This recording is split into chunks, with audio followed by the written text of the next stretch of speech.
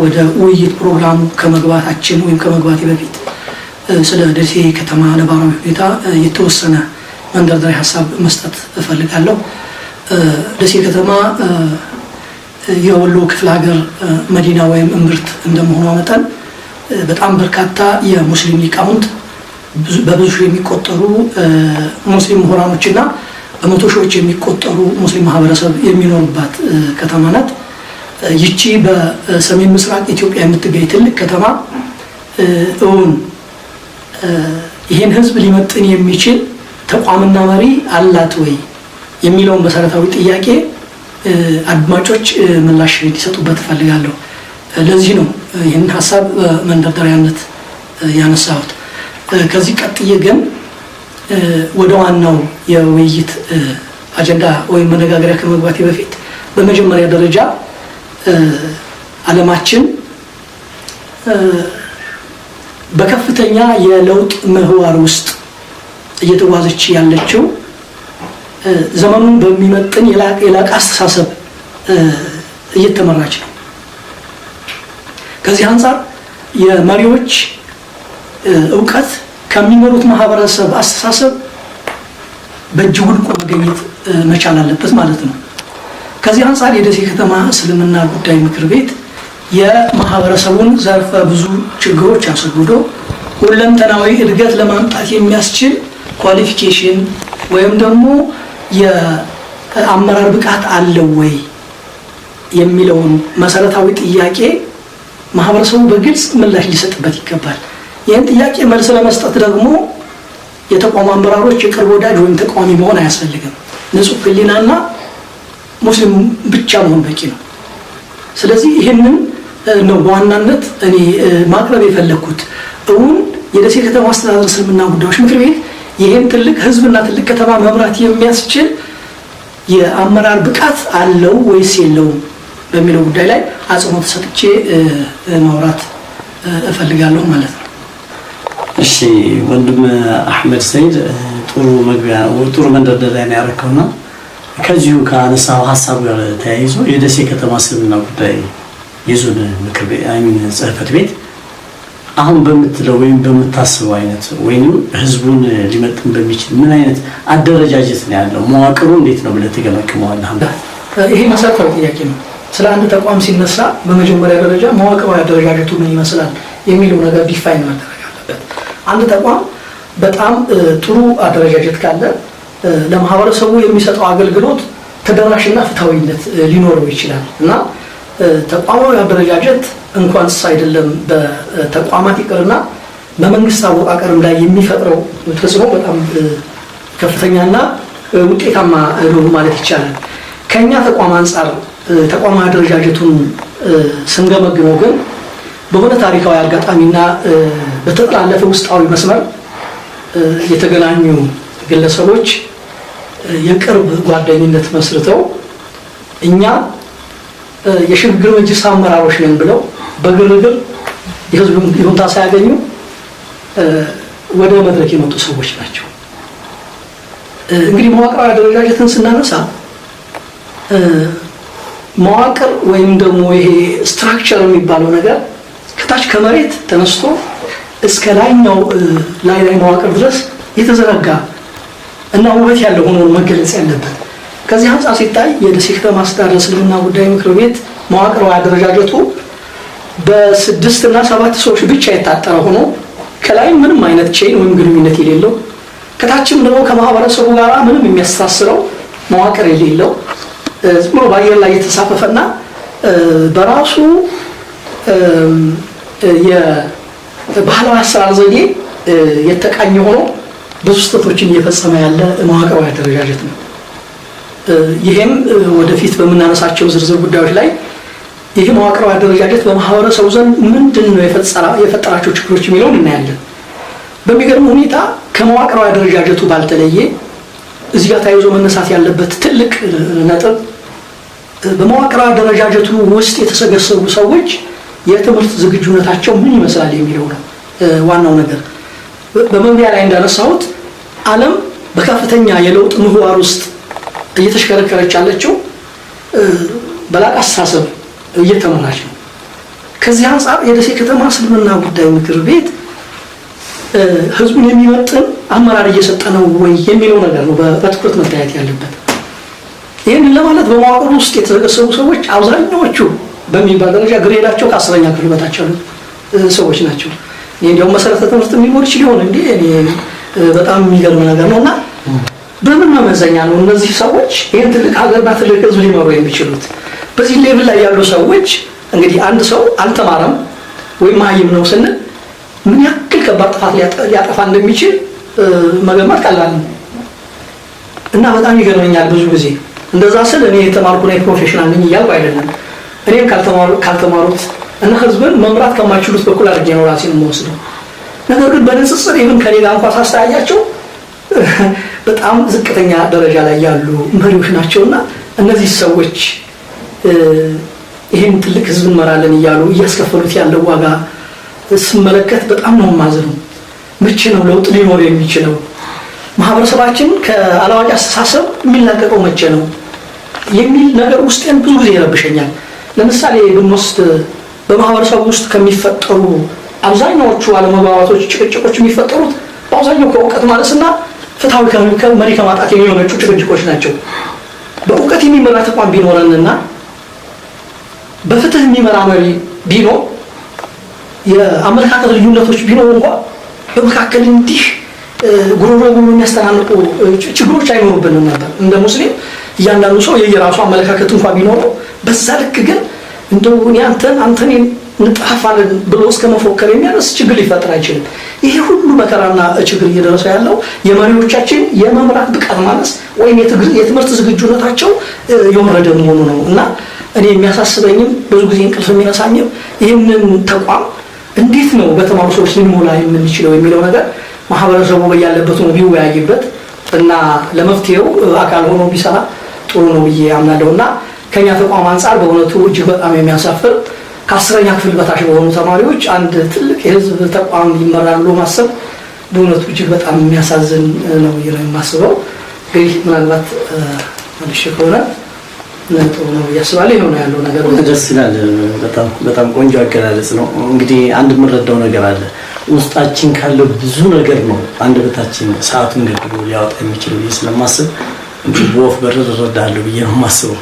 እዚህ ላይ ወንድሜ ኢንጂነር ፈክረዲን መሐመድ ትንሽ ጨምርበት። ይህ ተቋም ስሙ ትልቅ ነው። በዛ ላይ ደግሞ ትልቅ እድል አግኝቷል። የኢትዮጵያ ሙስሊሞች በራሳቸው ተቋም ማንም ተጽዕኖ ሳይኖርባቸው ማስተዳደር የሚችሉበት እድል አግኝቶ ነበር። ከዛም ተጠቃሚ የሆነው ከተማችን አንዱ ነበር። ከፍተኛ ማዕቀፍም ደግሞ በሀገሪቱ ላይ ተጽዕኖ ከፍተኛ ነው፣ የወሎ ሴንተር እንደመሆኑ ማለት ነው። ነገር ግን ተቋም ውስጥ ስንገባ ወንድሜ ሼህ አህመድ እንዳሉት ትልቅ ነገሮች ጉድለቶች ታይተውበታል። የሰፊው ማህበረሰብ ፍላጎቶች ያፈኑ ግለሰቦች በመሪነት ደረጃ ላይ ተቀምጠው ያ ብቻ ሳይሆን ተጽዕኖቸው ደግሞ እና አደረጃጀቶቻቸው ጠቅላላ መዋቅራቸው ለሆነ ጥቅማዊ ነገር ብቻ የተደራጁ ሆነው ሲገኙ በማህበረሰቡ ዘንድ ከፍተኛ የሆኑ ችግሮችን ሊያስተውል ይችላል ማለት ነው። ውጤቱን ደግሞ ያንኑ ሰው በየቤቱ በነፍስ ወከፍም የደረሰበት ነገር ሊኖር ስለሚችል የበለጠ ማህበረሰቡ የሚናገረው ነገር ይረዳል ብዬ አምናለሁ። የትምህርት ተጽዕኖ ብቻ ሳይሆን ተቋማዊ ስነ ምግባራቸው በጣም የወረዱ የሆኑ ሰዎችን አጋጥመውናል። ያ ብቻ ሳይሆን በአሰራር ደረጃ ደግሞ ፍጹም የተሰጠውን እንኳን በኋላ ላይ የተዘጋጁ የህገ መጅሊስ መመሪያ ደንቦችና ስርዓቶችን አንብቦና ተገንዝቦ የማይረዳ የሆኑ ሰዎችን በዛው ልክ ተጽዕኖ ከፍተኛ መሆኑን ያልተማሩ ሰው ሲሆኑ ይገልጸዋል ማለት ነው። ያ ብቻ ሳይሆን እውቀት በሌለበት ሁሌ ጥፋቱ የከፋ ነው የሚለው ነገሮችን ያጠቃልላል ብዬ አምናለሁ። እውቀት ብቻ ሳይሆን እንደ ዲናዊ ደግሞ ተቋም ስነ ምግባርን በጣም የተላበሱ መሆን ይጠበቅብናል ብዬ አምናለሁ። ምክንያቱም ተቋም ውስጥ ያሉ ማህበረሰቡን በሌላ መልኩ የሚረዱ ወይም በሌላ መልኩ የሚያደራጁ አካሎች ናቸው። በተለይ ደግሞ በስነ ምግባር ደረጃ ያላቁም ግለሰቦችም የተካተቱበት ሆኖ ሲገኝ በጣም ነገሩን የከፋ ያደርገዋል። ወደፊት ተጨባጩ ምንድነው የሚለውን ጥያቄ ምልክት ውስጥ የሚከት ነው እና እንደ ማህበረሰብ ሁሉም ሰው ውይይት እንዲያደርግበት በዚህ ተጨማሪ ላይ ማቅረብ ያክል ነው ማለት ነው። በጣም ደስ ይላል። ቆንጆ አገላለጽ ነው የገለጽከው። ያየነውን ነው የምናውቀው ነው እየተናገርን ያለ ነው። አልሐምዱሊላህ ረብል ዓለሚን። እዚህ ጋር በጋራ ያየነው ነገር አለ። እውነት አንድን ተቋም በአሁን ባለንበት ዘመን እንዳልከው በግሎባላይዜሽን በኢንፎርሜሽን በዚህ አይኢ በሰፈነበት ኢንፎርሜሽን በዚያ ዓለም ላይ እድሮች በእቅድ ነው እየተመሩ ያሉት። ትናንሽ ስብስቦች እንኳን በፕላን በቅድ የተመሩ በዓላማ ነው እየሄዱ ያሉትና ይህን ሰፊ ማህበረሰብ ያቀፈ እንደዚህ አይነት ትልቅ ተቋም ከማቀድ ጀምሮ ራሱን መምራት ሲገባው ወይንም ሰፊው ማህበረሰብ ይበልጣል ብሎ ሳይሆን በዚህ መልኩ ብንመራ ጥሩ ነው ብሎ መቼም ያው ሹራ በእስላም የተደገፈ ስለሆነ አልহামዱሊላህ በዛ አይነት መልኩ አካዴሚካሊ ኢንተርኔት ተጨምሮበት ችሎታ ተጨምሮበት የምትመራበት ኦፖርቹኒቲ ነው መፈጠር ያለበትና እዚያ ጋር አንድ የሚታይ ነገር አለ። ህዳር 11 ላይ ታስተውሱ ከሆነ እንግዲህ እንደምክትል ፕሬዝዳንትነቴ ሁላችንም የአንድ አመት እቅድ አቅደን እንምጣ ነው የተባባለው። እዚሁ መካከል አንድ የተነሳ ጥያቄ አለ። በጣም ሁሉ ቀን ከህሊና የማይጠፋ ህዝብ እንዲያውቀው ስለምፈልግ ነው። ምናልባት እዚህ ማቀድ የማንችል ካለን አንዳንድ ወንድ ምሁራኖች ስላሉ እነሱ ሰርተውልን ብንመጣ የሚል በጣም የሚገርም ነገር ተነስቷልና በእለቱ የሰጠሁት ምንድነው ሰው ያቀደልኝ እኔ ልሰራ የምችለው ነው ላቅድ የምችለው። ምናልባት ማቀድ የማትችሉ እንኳን ካላችሁ ስማችሁንና ስልክ ቁጥራችሁን ጽፋችሁ እስከ ማለት ደርሻለሁ። ግልጽ ማውራት ስላለብን ማለት ነው። ይህ ማለት በዚህ አይነት ደረጃ እንኳን ዝግጁነት የለውም ነው። ከዛም አልፎ ተርፎ ህዳር 11 ላይ የተነሳ እቅዳችሁን አቅዳችሁ ነው የሚባል በየስብሰባው በየእንትኑ ዲያሎጉ ላይ መነሻው እቅድ ምናምን ሆነና ይሄ ነገር ከወር ያለፈ ነገር ይሆን አይደለም አንድም ሰው ሰርቶ እያሳየ አይደለም ተብሎ መጨረሻ ላይ 2 ወር አካባቢ ሊደርስ ሲል ኦልሞስት ታህሳስ 3 ማለት ነው ህዳር አልፎ ታህሳስ 3 ሁሉም የቻለው ሞክሮ መጣ። ታሪክም ጽፎ ይመጣል። እቅድም ብሎ ያቀርበውን አለ አሳቅዶም ይመጣል። ያው ባለን ተጨባጭ ሁኔታ ማለት ነው። ሌላ ሰው አቅዶለትም ይመጣል። ቴክኒካሊ ክሮስ ቼክ ቢደረግ የማይመልሰው እንደሆነ ስለምናቅ ማለት ነው። ከዚያ በኋላ ሁሉን አየን። እዚህ ላይ ማረሳው ወንድሜ ፈኽረዲን ጋር ሁሉ ነገር ገመገመነውና ጊዜያችንን ከምናቃጥል የአንድ አመት እቅድ ተጠይቆ ከአመቱ ላይ ይሄን ያህል ወር ተቀንሶበት ስራ እየሰራን አይደለም፣ አማና እየተወጣን አይደለም። ስለዚህ ይሄን እቅድ በምን መልኩ እናስቆመው ተባለና ስናወራ አጋጣሚ ይሻላል ተብሎ እንግዲህ ከሌላም ቢሆን ከራሱ የመጣውን እቅድ ዝም ብለን እስቲ እሱን አፕሩቭ እናድርገውና እናጸድቀውና ቴክኒካሊ ፎሎ አፕ እያደረግን ነገሮችን ጋይድ እናደርጋለን የሚል ነገር ተነሳ። ያም ቀረበ። ኮሚቴ ተዋቀረ። 4ቱን ተዋቀረ። ምናልባት እናንተ ነበራችሁ። ያንን አሳለፍ ነው። ወደ ተግባሩ ልንገባ ስንል ደግሞ ሌላ 2 ወር ሊፈልግ ነው። አሁንም የቀልድ ቤት ነው፣ ወሬው ነው የሚወራው ማለት ነው። ስለዚህ ታህሳስ 30 ላይ አንድ ደብዳቤ ጽፌያለሁ ለክቡር ፕሬዝዳንቱ ማለት ነው። እኔ በጠየቁት መሰረት ህዳር 11 አካባቢ ላይ የተጠየቀውን የእቅድ ጥያቄ በቃ ካሁን በኋላ ጊዜው ከበቂ በላይ ስለወሰን የጋራ ችግራችን ሆኖ እንደ ስራ አስፈጻሚ ማለት ነው በሁላችንም ላይ ተይዞ ካሁን በኋላ አልቀበልም ይቁም፣ ካሁን በኋላ ፕሬዝዳንቱም ሆነ ሌሎቻችን እንደ ተዋረድ በምንሰጠው አቅጣጫ ነገሮችን እናስኬዳለን ብለን ዶክመንቱም ስላለ ማለት ነው ያስቆምንበት ነገር አለ።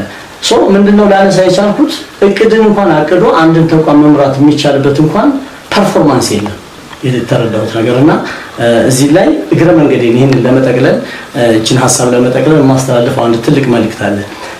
በርካታ ሙስሊም ምሁራን ወንድሞች አሉ በተለያየ ተቋም ላይ በኤንጂኦም ሆነ በገቨርንመንታል ኦር በተለያየ ቦታ ላይ ገብተው ትልቅ ስራ የሚሰሩ ወንድሞች አሉ። አብዛኛው ማህበረሰብ እንዲህ አይነት ጭቅጭቅ ውስጥ አንገባም፣ የራሳቸው ጉዳይ ከባድ ነው ቢቀርብን ይሻላል ያሉ ራስን ማግለል ነው። ነገ አላህ ፊት ላይ ራሱ ከመጠየቅ ወደ ኋላ ስለማንችል ያገኛችሁትን ዕውቀት አላህ የሰጣችሁን ዕውቀት የምትጠየቁበትም ስለሆነ ይሄንን ትልቅ ማህበረሰብ ሊመራ የሚችል ትልቅ ተቋም ምን ቸገረኝ ብሎ በመራቅ ሳይሆን ቀርቦ በመፈተሽ ተሳትፎ አብሮ በመግባትና ተቋሙን ተቋም አድርጎ አገር አቀፍ ብቻ ሳይሆን ዓለም አቀፍ እንቅስቃሴ እንዲንቀሳቀስ ይሄንን ማድረግ እንዲችሉ አማናቸውን እንዲወጡ በዚህ አጋጣሚ መልእክት ማስተላለፍ ፈልጋለሁ። ወጀዛከላሁ ኸይር። ምንድነው አሁን አሷራ አንዳንድ ነገሮችን ሲያነሳ ውስጤን በጣም ይገርመኝም ያሰቃኝም ነበር። በተለይ በስትራቴጂክ እቅድ ወይ በስልታዊ እቅድ ዙሪያ ያነሳቸው የነበሩ ሀሳቦች በጣም ይገርመኛል። ለስለ እቅድ እኮ ስናወራ በመጀመሪያ ደረጃ እቅዱን ለማቀድ የሚያስችል ዕውቀት አለ ወይ እያልን እኮ ነው። ዕውቀቱን ለማቀድ የሚያስችል የሊደርሺፕ ኳሊቲ ሲኖር ነው ወደ እቅድ የምንሄደውና የገረመኝ ነበር ስለ እቅድ ስታወራ። ስለ እቅድ የሚያወራ ተቋም ቢኖረን ኖሮ እዚህ ውስጥ ሁሉ ፈተና ውስጥ አንገባም ነበር። በሚገርም ሁኔታ ይሄ ተቋም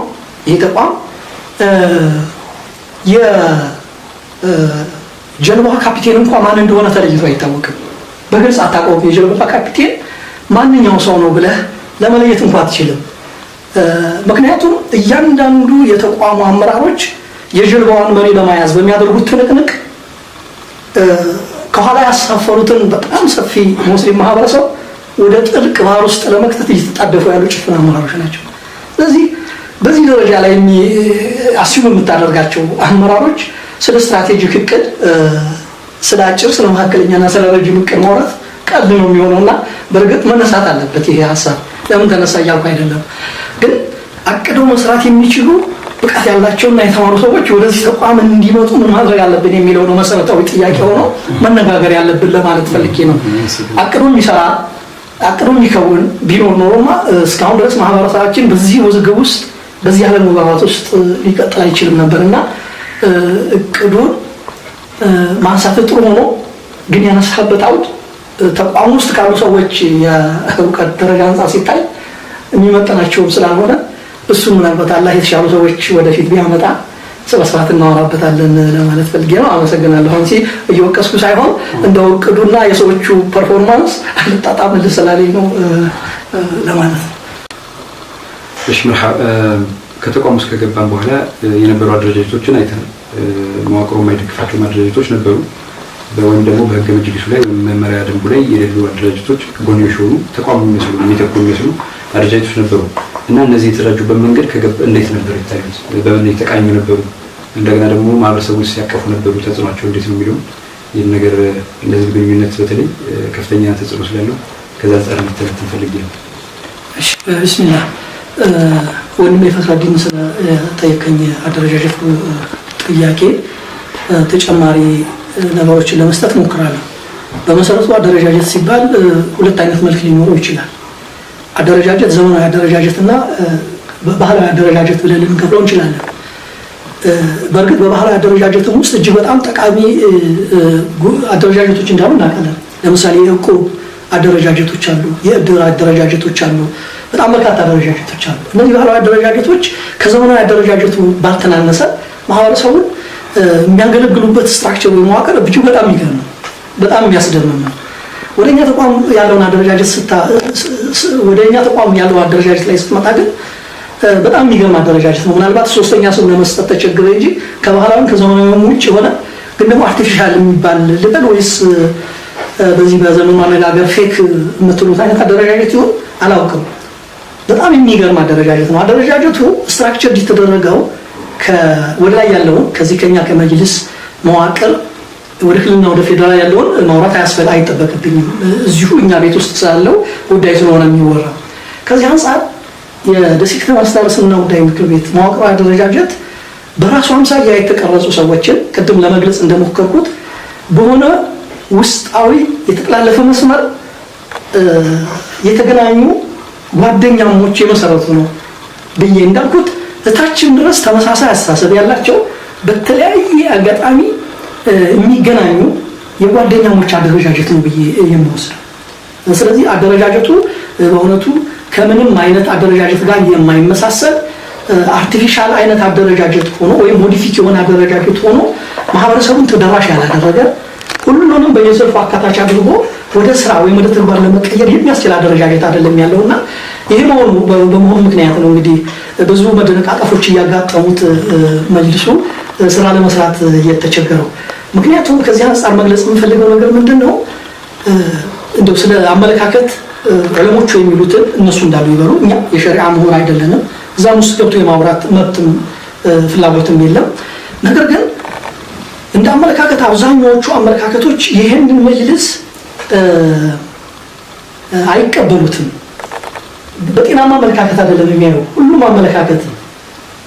ለምንድነው አደረጃጀቱ ሁሉንም የማህበረሰብ ክፍል ያካተተ ካለ መሆኑ አንፃር የሚጠቅመውም የሚጠቀመውም በዛ ከአደረጃጀቱ ውስጥ ያሉትን የጓደኛ ቡድኖች ስለሆነ ነውና እኔ አደረጃጀቱ በጓደኛሞች ዙሪያ የታጠረ ለተወሰነ የግል ፍላጎት ማሳቂያ ተብሎ የተደራጀ ነው ብዬ ነው የማምነው።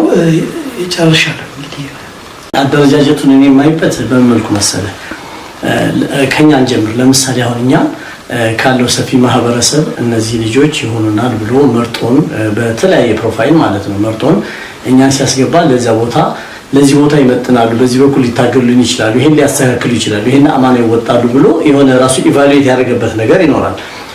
ምናልባት አደረጃጀቱ እንደው የተሻለ ነው ብዬ የማስበው ይሄ ጥያቄ ለክልሉ ቢቀርብ ነበር። ግን እኛ ባየነው እይታ አንድ ሰው በሆነ አደረጃጀት ላይ የሆነ ፖዚሽን ሲይዝ ሲቪው ምንድነው ባክግራውንድ ኤዱኬሽናል ባክግራውንድ ምንድነው ላይፍ ኤክስፒሪየንሱ ምንድነው በማህበረሰብ ውስጥ ያለው ተሳትፎ እንዴት ነው ከዲን ያለው ግንዛቤ ምንድነው ማለት ጥሩ የተማረ ሆኖ አካዴሚካሊ ጥሩ ሆኖ በዲን ግንዛቤ ጥሩ ከሆነ ወደ ዳዕዋና ወደ ፈትዋ መኮመት ታስተጋበት ኦፖርቹኒቲ ይኖራል። ከዚያ አይነት ቢጠና ጥሩ ነበር ብዬ አስባለሁ። የምናየው ነገር ግን አንድ ሰው ለምሳሌ ፌደራል መንግስቱ ጥሩ በጀት መድቦ ጊዜ ወስኖ ለኛ ስልጠና ሰጥቶናል አይደለም? የሥራ አመራርና እንትን በተመለከተ ስልጠና ሰጥቶናል። ሐታ በዛ ነገር ራስን አፕዴት የምታደርገው ነገር አለ።